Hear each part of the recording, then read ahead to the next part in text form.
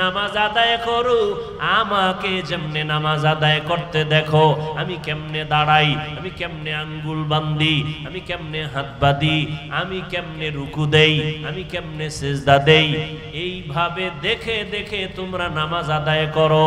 ও সাহাবায়ে কেরাম, খানা খাও, আমাকে যেমনে খাইতে দেখো, আমি কেমনে লোকমা দেই, আমি কেমনে হাত ধুই, আমি লোকমাটা কেমনে দেই, আমি পানিটা কেমনে পান করি, এটা না দেখে আমল করা যায় না। আমি দেখছি জিব্রাইলেরে, জিব্রাইল আমাকে দেখাইয়া দেখাইয়া শিখাইছেন, তোমরা আমাকে দেখে দেখে শিখবা। তোমাদের আবার তাবেঈনরা দেখে দেখে শিখবে, তাবেঈনদের আবার তাবেঈনরা দেখে দেখে শিখবে, আবার উলামায়ে কেরাম তাদেরকে দেখে শিখবে, আর সাধারণ মুসলমান উলামায়ে কেরামদের দেখে শিখবে। সহজ কথা, এটার পেছানোর দরকারটা কি? অল্প বিদ্যা ভয়ঙ্কর। কোরআনের আরবি বুঝে না, হাদিসের আরবি বুঝে না, হে কয় আমি কোরআন হাদিস ছাড়া কিছু মানি না, কোনো ব্যক্তি মানি না, পীর মানি না, ওলি মানি না, আউলিয়া মানি না, ইমাম মানি না, মাযহাব মানি না, যারা বলবে তারা বাতিল। তারা কি? বাতিল। সাহাবায়ে কেরামের কাছে কোরআন ছিল, সাহাবায়ে কেরামের কাছে কোরআন শরীফ ছিল, হাদিস শরীফ ছিল, এরপরও নবী কয় আমাকে দেখো। এই জন্য উলামায়ে কেরামদের দেখে টুপি পরবেন, ওলামায়ে আহলে হকের দেখে দাড়ি লম্বা করবেন, ওলামায়ে আহলে হককে দেখে আপনারা পর্দা করবেন, ওলামায়ে আহলে হকের দেখে দেখে পোশাক পরবেন। নবীরে আর দেখতে পারবেন, আবু বকরকে দেখতে পারবেন, ওমরকে দেখতে পারবেন, তাহলে আমাদের মাঝে যারা থাকবেন তারা একমাত্র ওলামায়ে কেরাম। যারা আছেন তারা কি ওলামায়ে? এদেরকে দেখবেন। ওলামায়ে কেরাম আহলে হক, ওলামায়ে কেরামের টুপি মদিনার টুপি, ওলামায়ে আহলে হকের দাড়ি মদিনার দাড়ি, ওলামায়ে আহলে হকের পোশাক মদিনার পোশাক। এজন্য নবী বলছেন আমি দুই জিনিস রেখে গেলাম, কোরআন সুন্নাহ। ধরে রাখো, কোনদিন ঈমানও যাবে না, সম্মানও। বর্তমান দুনিয়াতে ইহুদি খ্রিস্টান সহ বিধর্মীরা ইসলামের পক্ষে না বিরুদ্ধে? সারা দুনিয়ার বিধর্মীরা চায় জমিন থেকে কোরআনের আওয়াজ বন্ধ করে দাও।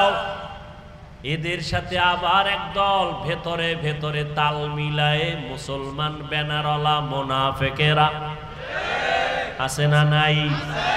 দেখবেন চায়ের দোকানে বসে বসে মাঝে মাঝে কিছু নামদারি মুসলমানেরা কয় তাবলীগের দরকার নাই, পীরের কাছে যাওয়ার দরকার নাই, এত জিকির টিকির লাগে না, এত দাড়ি টাড়ি লাগে না, টুপি লাগে না, তো কি লাগে?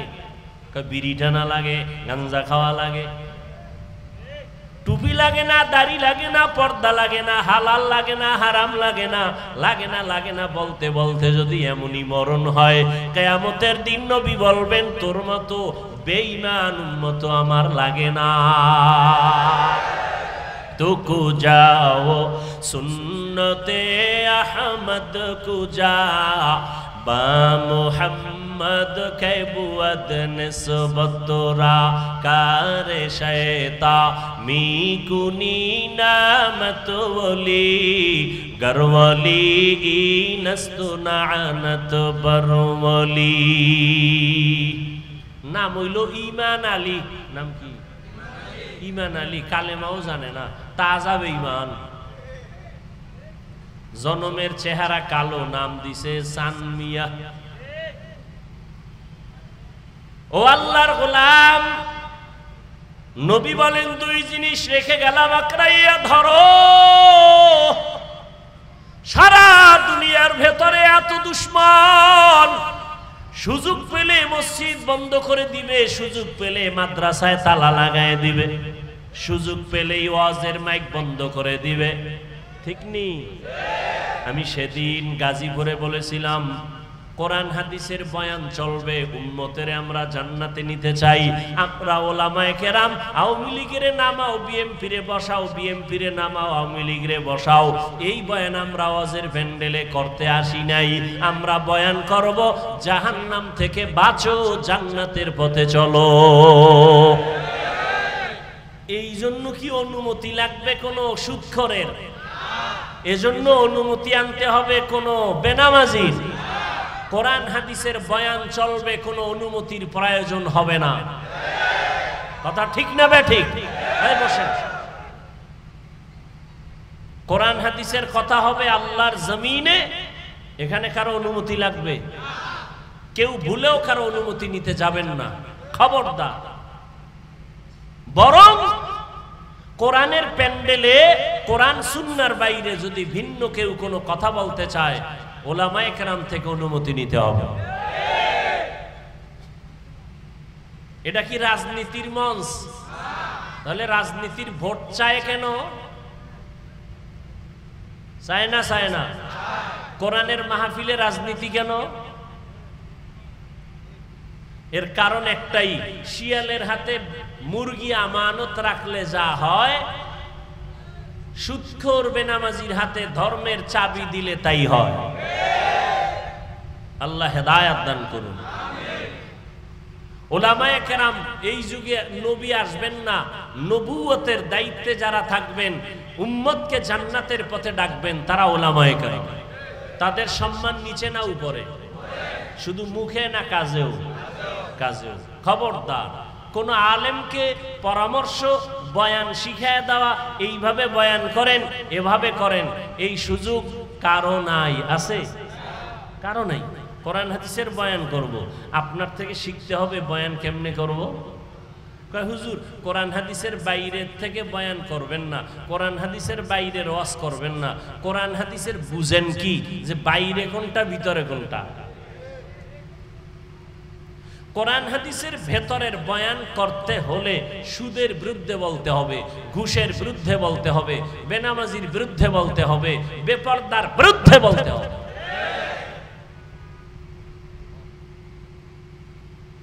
লাকাদ কানা লাকুম ফি রাসূলিল্লাহি উসওয়াতুন হাসানাহ।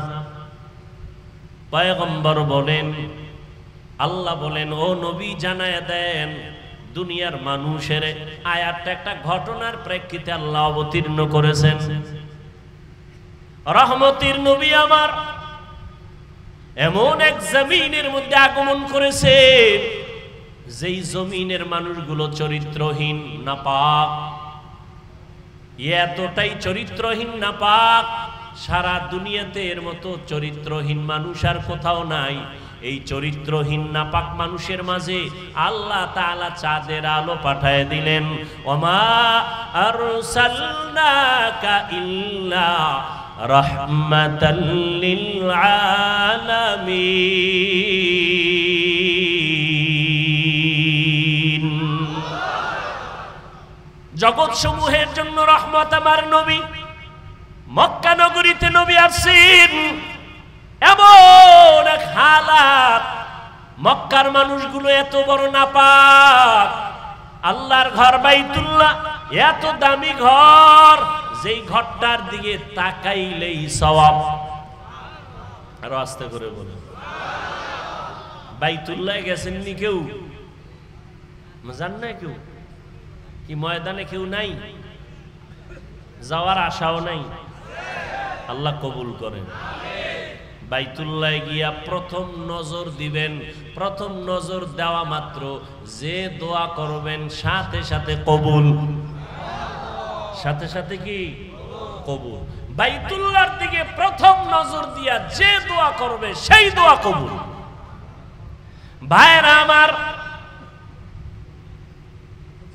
ভালো করে খেয়াল করেন, এমন বাইতুল্লাহ, যেই বাইতুল্লাহর দিকে প্রথম নজর করিয়া দোয়া করলে সাথে সাথে কবুল হয়ে যাবে, এমন আল্লাহর ঘর, যেই ঘরটা আল্লাহ দুনিয়ার হেদায়েতের জন্য পাঠাইলেন।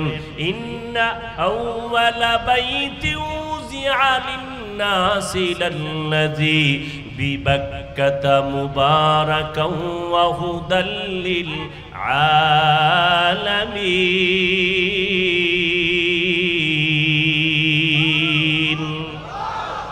আল্লাহ বলেন আমি জমিনটা বানাইয়া প্রথম একটা ঘর বানাইলাম বাইতুল্লাহ, যেই বাইতুল্লাহটা জগৎ সমূহের জন্য হেদায়াত, এমন একটা ঘর যেই বাইতুল্লাহর দিকে তাকাইলে সওয়াব, যেই বাইতুল্লাহর দিকে ফিরিয়া আমরা সবাই সারা দুনিয়াবাসী পাঁচ বেলার নামাজ আদায় করি বাইতুল্লাহর দিকে ফিরিয়া। এমন একটা পবিত্র ঘর যেই ঘরটা জিয়ারত করে বের হইলে জীবনের সব গুনাহগুলো মাফ হয়ে যায়। এই বাইতুল্লাহর মধ্যে ৩৬০টা মূর্তি ঢুকানো, এরপরে নারী পুরুষরা উলঙ্গ হইয়া বাইতুল্লাহ তাওয়াফ করে। এতটাই খারাপ মক্কার মানুষ, সেখানে আসলেন চাঁদের আলো রহমাতুল্লিল ইমামুল আউয়ালিনাল আখিরিন বহরে সাদকা রহমাতাল লিল আলামিন সাইয়্যিদুল কাউনাইন খাতমুল মুরসালিন আখির আমদ বুদে ফখরুল আউয়ালিন রহমাতুল লিল আলামিন। এমন এক সময় আছেন যেই সময় মক্কার মানুষগুলো বড় খারাপ চরিত্র নিয়ে চলে, নারী আর পুরুষ উলঙ্গ হয়ে বাইতুল্লাহ তাওয়াফ করে। কন্যা সন্তান আসলেই বাবা গলা টিপে মেরে ফেলে, নারীদের পছন্দ করে না, বিধবাদের পছন্দ করে না, কন্যা সন্তান পছন্দ করে না। কন্যা হলে মা বাবা মনে করে অভিশাপ। এতটাই খারাপ তারা। বর্তমান দুনিয়াতে ওই জালেমদের মতো কিছু জালেম এখনো আছে, যারা ছেলে হলে খুশি হয়, মাইয়া হলে বউয়ের সাথে রাগ করে কথা বলে না। আছে না নাই? অথচ রহমতের নবী আমার, যে নবীর কোনো তুলনা নাই, যে নবীর কোনো গুনাহ নাই, ওই নবী বলেন ও দুনিয়ার মানুষ, আমি মুহাম্মদ আল্লাহর এত প্রিয় বন্ধু, আমার কোনো ছেলে নাই, আমিও 4 কন্যার বাবা। কয় কন্যার বাবা? 4 কন্যা, কোনো ছেলে নাই। ও কন্যার বাবারা, একটা মাইয়া যদি পাও শুকর আদায় করিও, তুমি একটা জান্নাতের মালিক। 2টা কন্যা যদি পাও শুকর আদায় করিও, তুমি 2টা জান্নাতের মালিক। 3টা কন্যা যদি পাও শুকর আদায় করিও, তুমি 3টা জান্নাতের মালিক। 4টা কন্যা যদি পাও শুকর আদায় করিও, তুমি 4 জান্নাতের মালিক। আল্লাহ মেয়ে দেয়, বউর দোষ আছে এখানে? লিল্লাহি মুলকুস সামাওয়াতি ওয়াল আরদ ইয়াহাবু লিমান ইয়াশাউ ইনাসাও ওয়া ইয়াহাবু লিমান ইয়াশাউ যুকুর আও ইউযাওবিজুহুম যুকরানা ওয়া ইনাসা ওয়া ইয়াজআলু মান ইয়াশাউ আকিমা ইন্নাহু আলিমুন কাদির।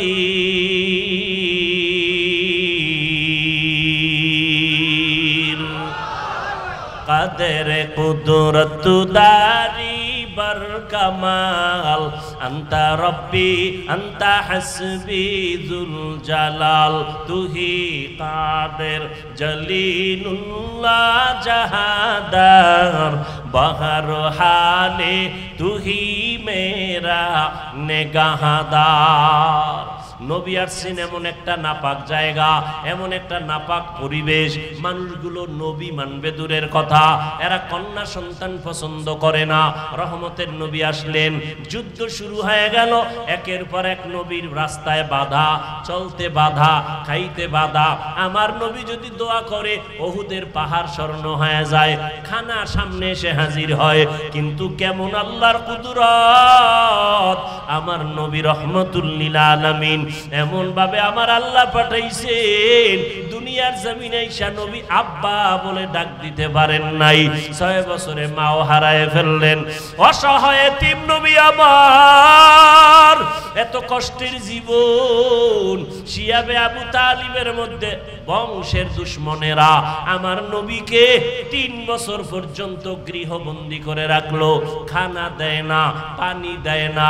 আমার নবী গাছের পাতা ছিঁড়ে ছিঁড়ে চাবাইয়া চাবাইয়া খায় আর পেটের ক্ষুধা নিবারণ করে।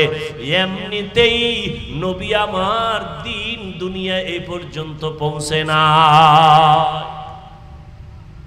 সারা দুনিয়ার আম্বিয়ায়ে কেরাম নবী রাসূল যে কষ্ট করেছেন, সমস্ত সাহাবায়ে কেরাম যে কষ্ট করেছেন, আমার রাসূলের 1000 কোটি ভাগের 1 ভাগও হবে না। নবী আসিয়া বাবা পাইলেন না, 6 বছরে মা হারাইলেন। এরপরে 3 বছর নবীকে গৃহবন্দী করে রাখছে, পানি দেয় না, খানা দেয় না। নবী গাছের পাতা ছিঁড়ে ছিঁড়ে চাবায়া পেটের ক্ষুধা নিবারণ করেন। আর আপনি আরামে ইসলাম পালন করবেন কষ্ট ছাড়া? এটা হতেই পারে না। দুনিয়াটা মুমিনের জন্য পরীক্ষার হল। রহমতের নবী আদর্শ নিয়ে আসলেন, উত্তম আদর্শ, রহমতের নবীর আদর্শ। আস্তে আস্তে মানুষ যখন ফলো করা শুরু করলো, দিলের মধ্যে মোহাব্বত বেড়ে গেল। নবী একটা মিথ্যা কথা বলেন না, নবী কাউকে একটা গালি দেন না।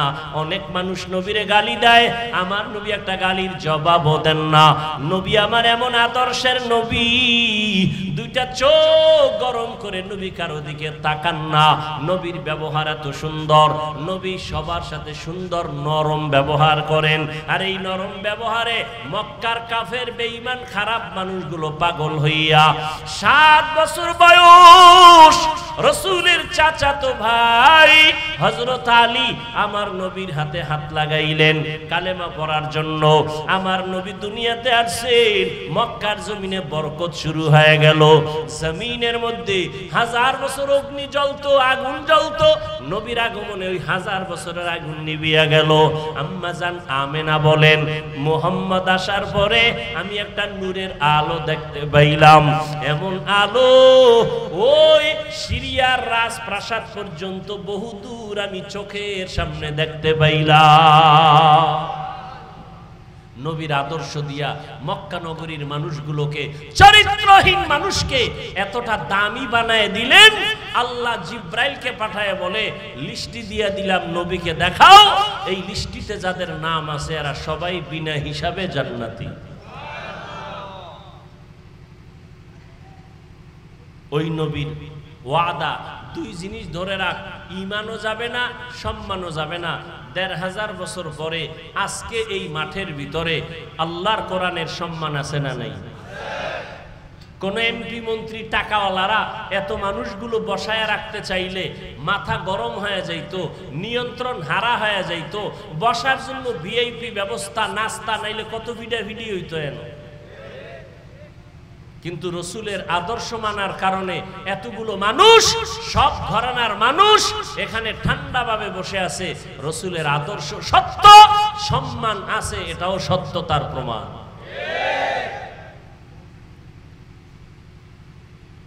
দুনিয়ার থেকে টাকা দিয়া সম্মান কিনেছে, টাকা শেষ, সম্মানও কি শেষ। মেয়াদ নিয়ে সম্মান নিছে 5 বছর, 10 বছর, 20 বছর, সম্মান শেষ, টাকা শেষ, মেয়াদ শেষ। কিন্তু কোরআন আর সুন্নাত যারা ধরে রাখবে এদের সম্মানের কোনো মেয়াদ নাই। আছে কোনো মেয়াদ? ওলামায়ে কেরামের চেয়ারের কোনো মেয়াদ আসেনি? কোনো মেয়াদ নাই। সম্মান, বেনামাজিও সম্মান করে, বিধর্মীরাও সম্মান করে। রসুলের আদর্শের কারণে বর্তমান দুনিয়াতে চতুর্মুখী ষড়যন্ত্রের মাঝেও রসুলের আদর্শ যারা মেনে চলে তাদের সম্মান এখনো আছে।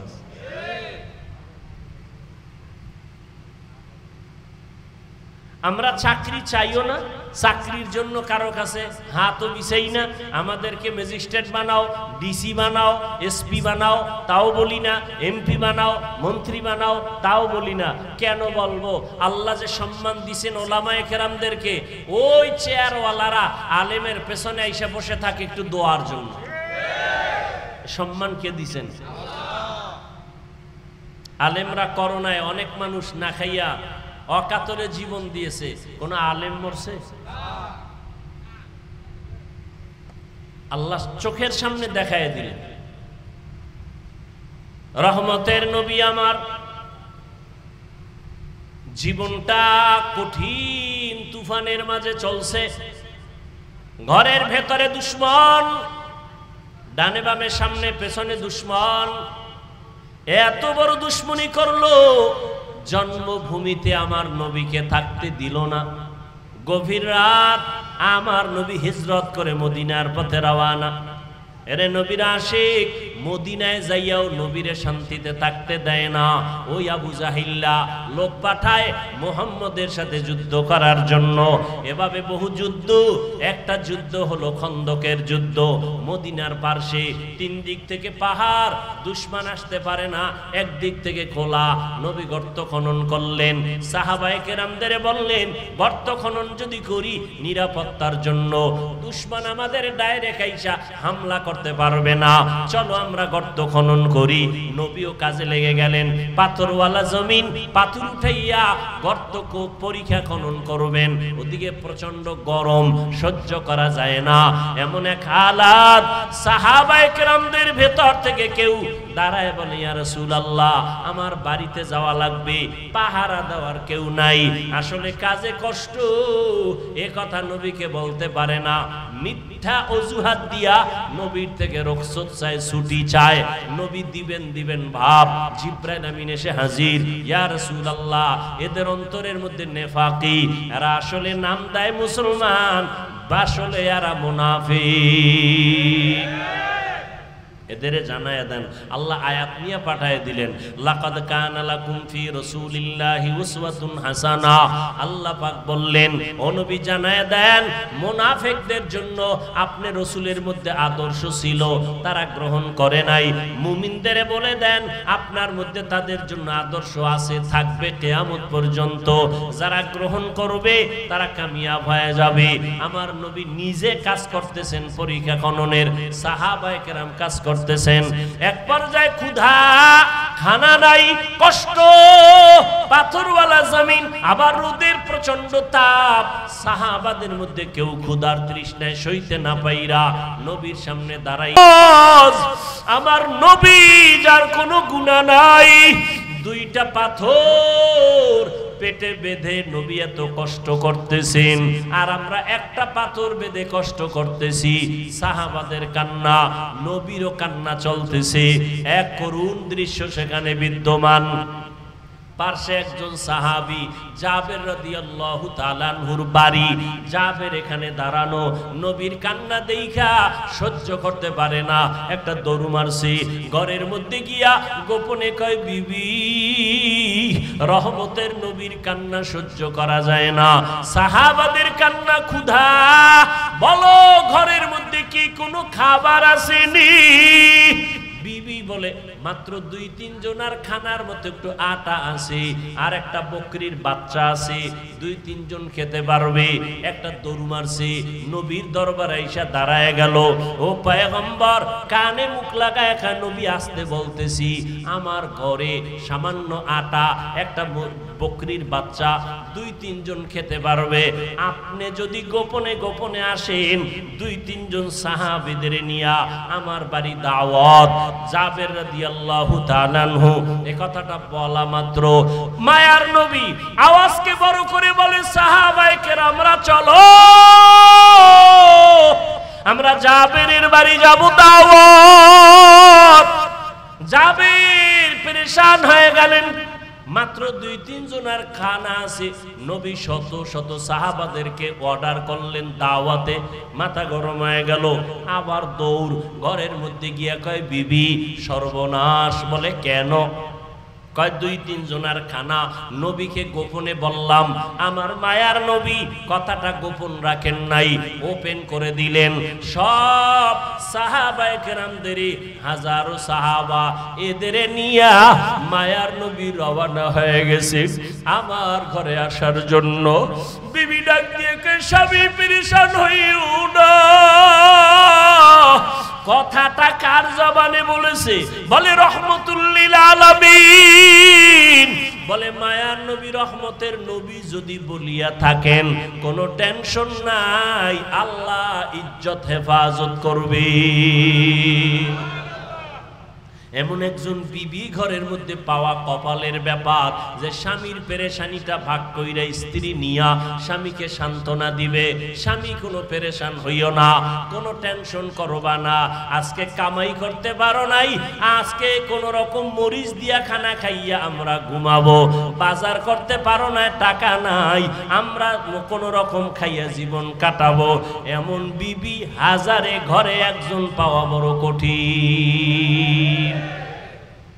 এরে আল্লাহর গোলাম, ঈদের বাজার কোন স্ত্রী যদি স্বামীকে বলে স্বামী যা পারো নিয়ে আসো, কোনো ধার করবা না, ভোগবিলাসের দরকার নাই, গরিবী হালাতে জীবন যাপন করব।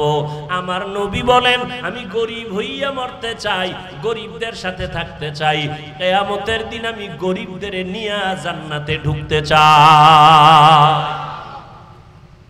রহমতের নবী এই কথা সাহাবী জাবের স্ত্রী সান্ত্বনা দিল। জাবের আবার নবীর কাছে দৌড়ে আসছে। নবী দেখা কয় জাবের এত টেনশন কেন করো? বিবিরে গিয়া বল রুটি বানাইয়া পাত্রের মধ্যে ঢেকে রাখতে বলবি, পাত্রের উপরের অংশটা যেন খোলে না, ওই বকরিটা জবাই করে গোশত পাক করিয়া ঢেকে রাখতে বলবা, ঢাকনা যেন উঠায় না। আমি নবী আইসা ঢাকনা উঠাইয়া তারপরে খানার আয়োজন করব। জাবের বাড়িতে গেল বিবি, নবী বলছেন রুটি বানাইয়া ঢেকে রাখো, গোশত পাকায় ঢেকে রাখো, পাত্র যেন খোলা না হয়। নবী হাজার সাহাবাদের নিয়ে ঢুকলেন জাবেরের ঘরে। খানার পেয়ালা, রুটির পেয়ালা নবীর সামনে দিল। মায়ার নবী ডান হাত দিয়া বিসমিল্লাহ বলে ঢাকনা উঠাইয়া রুটি হাতে নেয়, গোশত উঠাইয়া একজন একজন সাহাবাদেরকে দিতেছেন। সাহাবায়ে কেরামরা লাইনে দাঁড়ায় সবাই নিতেছেন। এবার বসে বসে সবাই রুটি আর গোশত রহমতের নবীর বরকতি হাতে আসছে, এমন ভাবে পেট ভরিয়া খাইছেন। সর্বশেষ আমার নবী কয় জাবের এই পেয়ালার ভিতরে হালকা গোশত আর রুটি, তোমার ঘরে যাও, ঘরে যারা আছে বিবি বাচ্চা এদের নিয়ে খাওয়াও। জাবের বলে আল্লাহর কসম, আমার মায়ার নবী আমার কাছে পেয়ালা যখন দিয়েছেন, আমি যখন ঘরের ভেতরে আসলাম, আমি দেখলাম আগে যেই পরিমাণ রুটি আর গোশত দিলাম, হাজারো সাহাবায়ে কেরাম খাওয়ার পর একটা রুটি আর গোশত মোটেও কমে না। সেই গোশত পরিপূর্ণ আছে, বরকত কার? এরে নবীর উম্মতের দল। আল্লাহ পাক রব্বুল আলামিন বলেন ও বান্দা, এমন এক বরকতের নবীরে তোমাদের কাছে পাঠাইলাম, যেই নবীর আদর্শ যদি ধরিয়া রাখো কিয়ামত পর্যন্ত তোমাদের ইজ্জত নষ্ট হবে না। আজকে এত সম্মান আল্লাহ দান করেছেন, কোটি টাকার মালিক হইলে সম্মান পাওয়া কই? টাকাওয়ালারা পলায় গেছে গা, খবর নাই, বাড়ি চালান দিয়েও পাওয়া যায় না, ঠিক নি? তো ওই টাকা দিয়ে লাভ কি, ওই বাড়ি দিয়ে লাভ কি? এর সেই টিনের ঘরওয়ালা, কথা ঠিক নি? একদল খুশি আর একদল কি বেজার। আবার এরা যদি জুলুম করে, আবার এদের উপরে আর একদল জালেমায় বইবে যে এবার তোরা বাঘ আমরা খাবো, কথা ঠিক নি? শান্তি নাই, মুহাম্মদের আদর্শ ছাড়া শান্তি হবে না। কোন আদর্শে শান্তি হবে না, আল্লাহর কসম। দুনিয়ার সব আদর্শ নাপাক, একমাত্র মদিনার আদর্শই হলো পাক। নবীজির আদর্শে শান্তি আর শান্তি, ওলামায়ে কেরাম শান্তি, স্কুলে পড়ে, কলেজে পড়ে, চাকরি করে, ব্যবসা করে, ডাক্তার, প্রফেসর, ইঞ্জিনিয়ার, নবীর আদর্শ মেনে চলে, সম্মান, শান্তি, কোনো টেনশন নেই। আছে? কোনো টেনশন নেই। ও যুবক, ও বৃদ্ধ বাবাজি, পর্দার আড়ালের মা বোনেরা, ওই নবীর আদর্শের মালা গলায় লাগাইও। টাকার মধ্যে শান্তি না, খানার মধ্যে শান্তি না, শান্তি দেওয়ার মালিক আমার আল্লাহ। না খাওয়ার মধ্যেও একটা শান্তি আছে, ঘুমানোর মধ্যে শান্তি, টিনের ঘর, খেরের ঘরের মধ্যেও শান্তি, বিল্ডিং এ শান্তি নাই। টাকার ভেতরে শান্তি নাই, যত টাকা বাড়ে তত অশান্তি বাড়ে। টাকা যত বাড়ে তত দুশ্মন বাড়ে, ডাকাত বাড়ে, মামলা আর হামলার ভয়। টাকা যত বাড়বে কিয়ামতের দিন জান্নাতে সবার শেষে যেতে হবে। কারণ টাকা কেমনে কামাইছো আর কেমনে খরচ করছো হিসাব না দিয়া জান্নাতে যেতে পারবা না। এই জন্য নবীজি বলেন, ও গরিব, ধনী লোকের 500 বছর আগে জান্নাতে যাইবা। ও আল্লাহর বান্দারা, ও যুবক, আমি কিন্তু এই কথা বলি না সবাই আমার মতো হুজুর হইয়া যাও, স্কুল কলেজ বাদ দিয়া দাও, কওমি মাদ্রাসায় আসো, তাবলিগে যাও, না হয় জাহান্নামে যাইবা। একবারও বলি না, বরং আমি আশ্বাস দিয়া যাই, ও যুবক, স্কুলে পড়ো বাধা নাই, কলেজে পড়ো বাধা নাই, চাকরি করো বাধা নাই, ডাক্তার হও বাধা নাই, ইঞ্জিনিয়ার হও বাধা নাই। আমার দেশে তুমি ইঞ্জিনিয়ার হবা, মুসলমানের গৌরব। মুসলমানের ছেলে ডাক্তার হও, মুসলমানের জন্য গৌরব। মুসলমানের সন্তান ইঞ্জিনিয়ার হও, মুসলমানের জন্য গৌরব। ও আল্লাহর বান্দা, তবে চরিত্রটা ঠিক রাইখা চলো, নিজে বিনয়ী হইয়া নবীর মোহাব্বতে 5 বেলার নামাজ পড়ো, মা বাবার দোয়া নিয়ে চলো, আলেমদের পরামর্শ নিয়ে চলো। এইভাবে যদি চলতে পারো, ডাক্তার হইয়াও তোমার জীবন সফল। আর যদি নবীর আদর্শ না মানো, ডাক্তার হইয়াও কপালে জুতার বাড়ি। এত সুন্দর ডাক্তার, MBBS ডাক্তার, এরপরে নাম কত সুন্দর, কিন্তু দেশেও থাকতে পারে নাই। নবীর বিরুদ্ধে, ইসলামের বিরুদ্ধে যাওয়ার কারণে বাংলাদেশের মানুষ আর কোন দিন বুঝবি? নিমক হারামের গোষ্ঠী বারবার দেখতেছো ইসলামের বিরুদ্ধে, কোরআনের বিরুদ্ধে, মাদ্রাসার বিরুদ্ধে, আলেমদের বিরুদ্ধে কথা বলে কেউ চেয়ারে বসে থাকতে পারে নাই। এরপরও যারা এই আলেমদের বিরুদ্ধে ষড়যন্ত্র করে, এদের মতো বোকা, এদের মতো নির্বোধ জাহেল আর এই জমিনে কেউ হতে পারে না।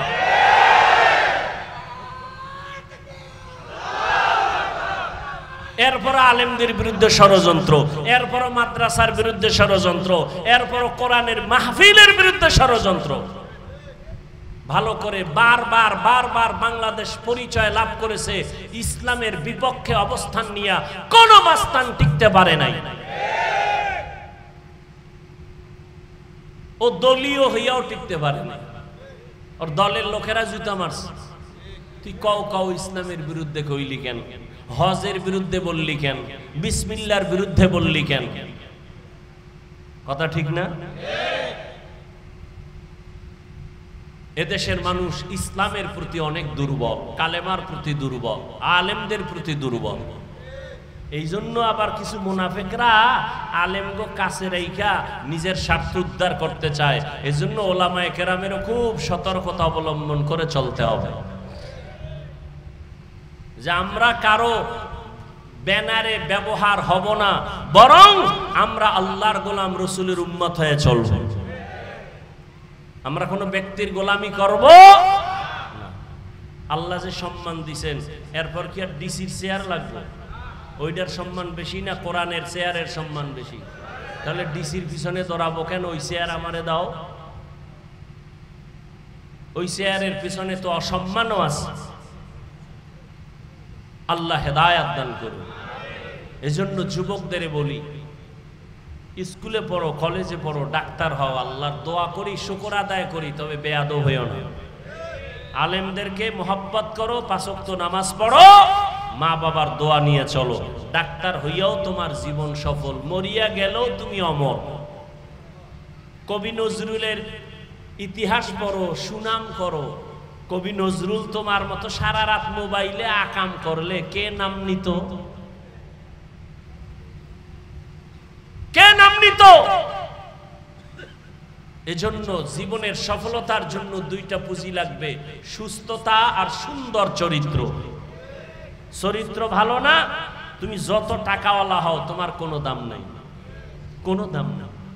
আমি এগুলোর নাম বলতে চাই না, সোনার বাংলায় বহু নাম বলে বলে বলা যায় অমুক টাকাওয়ালা, চরিত্রের কারণে শেষ। নাম বলার দরকার নাই, তুমি নিজেকে কন্ট্রোলে নিয়ে আসো। মোবাইলের কারণে চরিত্র ধ্বংস হয়ে গেছে, তোমার খবর নেই। মোবাইলের কারণে তোমার শরীর অসুস্থ হয়ে গেছে, খবর নেই। এখনো সময় আছে, তুমি তওবা করো, এখনো সময় আছে। তোমার মতো যুবক স্কুলে পড়ে, কলেজে পড়ে, 5 ওয়াক্ত নামাজ পড়ে, আছে না নাই? তুমি পারো না কেন? তোমার মতো যুবক তাকায় দেখো, রাস্তায় গাড়ি চালায়, 5 বেলার নামাজ পড়ে, অভাব নাই। তোমার মতো যুবক সন্তান 5 বেলার নামাজ পড়ে, পুলিশ, আর্মি, বিডিআরের চাকরি করে, অভাব নাই। কোটি টাকার মালিক, ব্যবসা করে, 1 বেলার নামাজও বাদ দেয় না। তুমি কেন পারবা না? তোমার মতো যুবক ময়দানে কৃষি কাজ করে, নামাজ ছাড়ে না, তুমি কেন পারো না? তোমার মতো যুবক নদীর মধ্যে মাছ ধরে, নামাজ পড়ে, তুমি কেন পারবা না? ও বৃদ্ধ বাবাজি, আপনার মতো কত বুড়া 5 ওয়াক্ত নামাজ মসজিদে গিয়া না আদায় করে, আপনি কেন পারবেন না? মাইকের আওয়াজ শ্রবণরতা আম্মা জান বোনেরা, আপনাদের মতো কত মা বোন পর্দা করে, মোবাইলে সময় নষ্ট করে না, নামাজ ছাড়ে না, স্বামীর খেদমত করে, মা বাবার দোয়া নিয়ে চলে, আপনারা কেন পারবেন না? এখনো সময় আছে রে বাবা। আজকে তুমি নামাজ পড়ো না, দাড়ি রাখো না, তোমাদের পেছনে হাজারো আলেমরা পাও ধরে ধরে বয়ান করে। জুমার দিন খতিব সাহেবরা বয়ান করে কত নরম ভাষায়, নামাজ পড়ার জন্য বলে, তুমি নামাজ পড়ো না। আলেম ওলামারা বয়ান করে, তারপরও তুমি আমল করো না, নামাজ পড়ো না। কারণটা কি রে বাবা? তুমি মনে মনে যুক্তি দাও, টুপি পরলে মাথা গরম। আরে আমার মাথাও তো গরম হয়, তারপরও কেন টুপি ফালাই না? তোমার থেকে মাথা আমার মোটেও নষ্ট হয় নাই। ও আল্লাহর বান্দা, দাড়ি রাখলে যৌবনের ভাব চলে যায়, এ কথা আমি বুঝি, তারপরও কেন দাড়ি ফালাইলাম না? লম্বা জামাটা পরলে শরীরটা গরম লাগে, তোমার থেকে কম বুঝি না, তারপরও কেন জামাটা ফালাই না? ও আল্লাহর বান্দারা, কত মানুষ আমাদের টুপিওয়ালা দাড়িওয়ালা বলে গালি দেয়, এরপরও কেন দাড়ি টুপি ফালাই না, নামাজ ছাড়ি না? এর একমাত্র কারণ আল্লাহর কোরআন সত্য, নবীর কথা সত্য না মিথ্যা? যুবকেরা বলো, কোরআন শরীফের মধ্যে জান্নাতের বয়ান আসেনি? কোরআন শরীফে জাহান্নামের বয়ান আসেনি? ওই বয়ানগুলো সত্য নেই? সত্য। কে জান্নাতে যাবে, কে জাহান্নামে যাবে, আল্লাহ তাও বয়ান করেছেন। ইন্নাল আবরারা লাফি নাঈম ওয়া ইন্নাল ফুজ্জারা লাফি জাহিম। নেক আমলওয়ালারা জান্নাতের প্রতীক, গুনাহ যারা করবে তারা জাহান্নামের প্রতীক। মা বাবার সাথে খারাপ ব্যবহার কবিরা গুনাহ, মিথ্যা বলা কবিরা গুনাহ, কারো হক নষ্ট করা কবিরা গুনাহ, কারো ইজ্জত নষ্ট করা কবিরা গুনাহ। যারা ফেসবুকে লেখিয়া কারো সম্মান নষ্ট করতেছো, তুমি কবিরা গুনাহ করতেছো। গালি দেওয়া কবিরা গুনাহ, চুরি করা কবিরা গুনাহ, ডাকাতি করা কবিরা গুনাহ, কাউকে হত্যা করা কবিরা গুনাহ। এই যে গুনাহ করতেছো, তওবা না করিয়ে যদি কবরে যাও, তোমার জাহান্নাম শুরু হয়ে যাবে। জান্নাতটা কেমন আরামের ঘর, তাও আল্লাহ বয়ান করেছেন। জাহান্নামটা কেমন ভয়ঙ্কর, তাও আল্লাহ কোরআনে বয়ান করেছেন। এগুলো যখন পড়িয়া আলেমের রাস্তায় চলে আসলাম, চিন্তা করে দেখলাম এই রাস্তায় চলতে গিয়া নবীরা কত কষ্ট করেছেন, তারপরও নামাজ ছাড়ে নাই, দাড়ি কাটে নাই। আম্বিয়ায়ে কেরাম, সাহাবায়ে কেরাম কষ্ট করেছেন, কত মানুষ অত্যাচার করেছে, নামাজ ছাড়েন নাই, দাড়ি কাটেন নাই। আলেমরা কষ্ট করেছেন, তারপর নামাজ ছাড়ে নাই, দাড়ি কাটে নাই, বেপরদায় চলে নাই। অতএব চিন্তা ভাবনা করে দেখলাম দুনিয়ার সম্মান কিছুই না রে বাবা। চোখের সামনে কত যুবকের লাশ, আমার বয়সের কত ক্লাসের ছাত্র ভাইরা আজকে দুনিয়ায় নাই, কবরে চলে গেছে। আমার থেকে অল্প বয়সের কত সন্তান চলে গেল, আমার থেকে বেশি বয়সের কত মানুষ চলে গেল। ও আল্লাহর বান্দা, একদিন আমাকেও যেতে হবে, তোমাকেও যেতে হবে। ওই অন্ধকার কবরে যেদিন যাব, আমার গায়ের জামাটা বেলেট দিয়া কেটে রেখে দিবে, 3টা সাদা কাফনের প্যাকেট বানাইয়া। আল্লাহর কোরআন সত্য, নবীর কথা সত্য রে বাবা। আমার নবী যার কোনো গুনাহ নাই, ওই নবী পর্যন্ত জাহান্নামের আযাবের ভয়ে কান্না করেন। আম্মা জান আয়েশা রাদিয়াল্লাহু আনহা বলতেছেন, ও নবী আপনি কেন কাঁদেন? নবী বলেন, কিয়ামতের ময়দানে আমার উম্মতের কি হালাত হবে, এই ভয়ে কান্না করি। বলে কেমন হালাত হবে? বলে কিয়ামতের ময়দানে সূর্যের গরম, জাহান্নামের আগুনের গরম, নবীরা পর্যন্ত বেকারার হয়ে কান্নায় বিভোর হয়ে যাবেন। ঈসা নবী কান্না করবেন, হাসরের মাঠে মুসা নবী কান্না করবেন নিজেকে বাঁচাবার জন্য, ইব্রাহিম নবী কান্না করবেন, উম্মতেরা সুপারিশের জন্য যাবে, সব নবীরা কান্না করে উম্মতের তাড়ায় দিবে, মুসা নবীও তাড়ায় দিবে, ঈসা নবী তাড়ায় দিবে। আম্মা জানকে নবী বলেন সর্বশেষ আমার উম্মতগুলো আমি মুহাম্মদের হাসরের ময়দানে তালাশ করবে। আম্মা জান বলেন ইয়া রাসূলুল্লাহ আপনাকে উম্মতেরা কোথায় পাবে? রহমতের নবী বলেন আয়েশা তখন আমি আল্লাহর কুদরতের সামনে মাকামে মাহমুদে সিজদায় পড়ে কান্না করব। সমস্ত নবীরা নিজেদের জন্য কান্না করবেন, আমি নিজের জন্য কাঁদবো না। আমি কান্না করে বারবার আল্লাহকে বলবো হে আল্লাহ আমার উম্মতেরে বাঁচাও, আমার উম্মতেরে বাঁচাও, আমার উম্মত যেন জাহান্নামে না যায়, আমার উম্মতেরে বাঁচাও। আল্লাহ পাক অর্ডার করবে নবী আপনি কাঁদবেন না, উম্মতেরে দরিয়া দরিয়া জান্নাতের পথে নিয়ে যান। আম্মা জান আয়েশা বলেন তখন কি করবেন? নবী বলেন আমি আল্লাহর অর্ডার পাইয়া উম্মতগুলো ধরে ধরে জান্নাতের দিকে নিয়ে যাব। আম্মা জান বলেন ইয়া রাসূলুল্লাহ কোটি কোটি মানুষের মধ্যে আপনি চিনবেন কি করে? নবী বলেন ও আয়েশা আমার যারা মুহাব্বতের উম্মত দুনিয়াতে ওযু বানাইয়া 5 বেলার নামাজ পড়ছে তাদের ওযুর জায়গাগুলো কিয়ামতের ময়দানে নূরের আলোতে ঝলমল করতে থাকবে। আমি নবী দেখিয়া জান্নাতের ময়দানে নিয়ে যাব। ও নবীর আশিকের দল ওই কিয়ামতে যদি বেনামাজি হইয়া দাঁড়াও, বেপরদাওয়ালা হয়ে দাঁড়াও, নবী বলবেন তুমি আমার উম্মত না।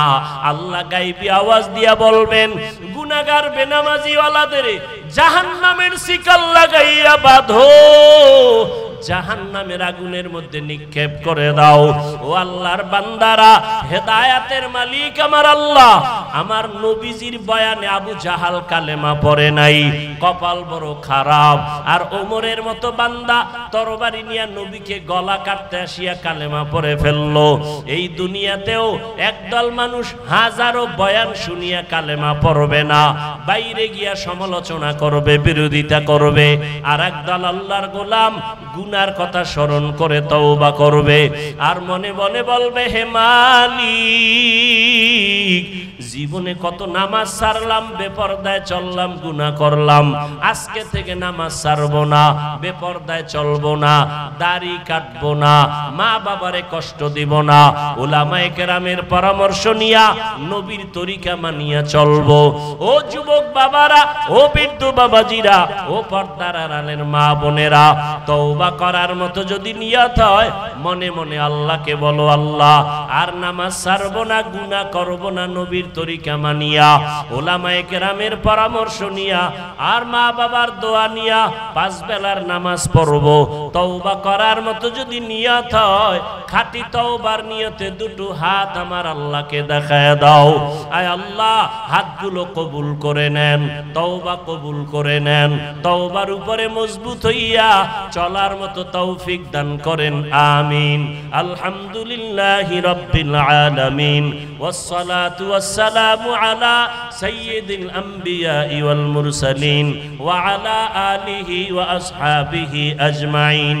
ইয়া আরহামার রাহিমিন, ইয়া আরহামার রাহিমিন, ইয়া আরহামার রাহিমিন।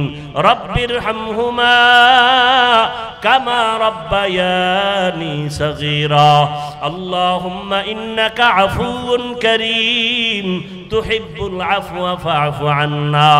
আল্লাহুম্মা ইন্না নাসআলুকা রিযাকা ওয়াল জান্নাহ ওয়া নাউযু বিকা মিন সাখাতিকা ওয়ান নার। আল্লাহুম্মা ইন্না নাউযু বিকা মিনাল বারাসি ওয়াল জুনুনি ওয়াল জুযামি ওয়া সাইয়্যিল আসকাম। ও দয়ার মালিক গুনাহের বোঝা নিয়ে আপনার দরওয়াজায় হাজির। কত উলামায়ে কেরাম, কত মুরব্বী হাজী সাহেব, কত মা বোনেরা, কত যুবক ভাইরা, কত ছাত্র ভাই, কত পর্দার আড়ালের মা বোনেরা হাত তুলেছেন, কত ব্যবসায়ী চাকরিজীবীরা হাত তুলেছেন। আয় আল্লাহ, আমরা সবাই গুনাহগার, জাহান্নামের আসামি। তওবার নিয়তে হাত তুললাম, আর জীবনে নামাজ ছাড়বো না, বেপরদায় চলবো না, দাড়ি কাটবো না। মা বাবার দোয়া নিয়া, উলামায়ে কেরামের পরামর্শ নিয়া নবীর তরিকা মেনে চলবো। ও আল্লাহ, আমাদের জীবনের সমস্ত গুনাহগুলো দয়া করে মাফ করিয়া দেন। আয় আল্লাহ, মাহফিল কবুল করে নেন, আয়োজনকারী সহযোগিতাকারীদের কবুল করে নেন, মাদ্রাসা কবুল করে নেন, আসাতাজায়ে কেরাম তালিবুল ইলমদের কবুল করে নেন, এলাকায় শান্তি দান করেন আল্লাহ, মা বোনদের পর্দানিশি আবেদা বানায় দেন। আয় আল্লাহ, যারা ব্যবসা করে, চাকরি করে, কামাই রুজিতে হালাল ভাবে বরকত বাড়ায় দেন, অভাবীদের অভাব দূর করে দেন, ঋণ আদায়ের ব্যবস্থা করে দেন আল্লাহ। সারা দুনিয়াবাসীকে মাফ করে দেন, বাংলাদেশ শান্তির দেশ বানায় দেন আল্লাহ। পরস্পরে হিংসা দূর করে মুহাব্বত বাড়ায় দেন, রিয়া হাসাদ কিবির দূর করে ইখলাস দান করেন।